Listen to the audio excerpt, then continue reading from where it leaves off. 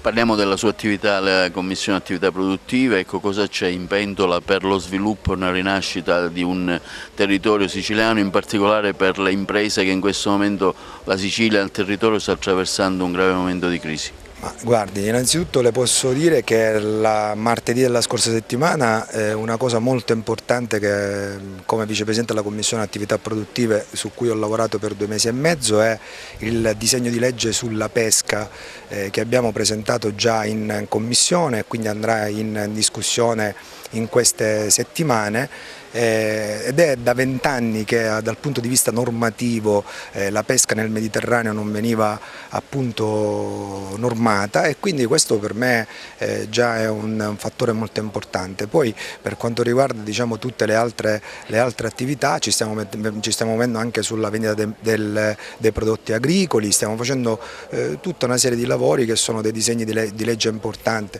Ad esempio ho anche presentato spero che in questi giorni andrà in discussione plastic free, che è una cosa molto importante, per cui ci sto, diciamo, da giorni lavorando, ed è una cosa che salvaguarda l'ambiente, e quindi sono, diciamo, queste le attività negli ultimi giorni.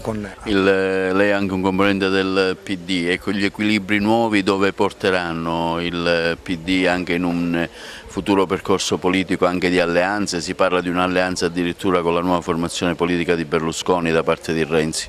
Guardi, io ho sempre sostenuto una cosa fondamentale anche quando mi sono candidato. Ho avuto un'idea del Partito Democratico, il Partito Democratico non rinnegando la storia del Partito Comunista, dei suoi autorevoli esponenti, però oggi deve avere quella forza di essere quel partito progressista che guarda in avanti e che guarda in Europa. Quindi per me è fondamentale che ci debba essere un ripensamento e una ricostruzione del Partito Democratico, perché così com'è non possiamo assolutamente andare avanti.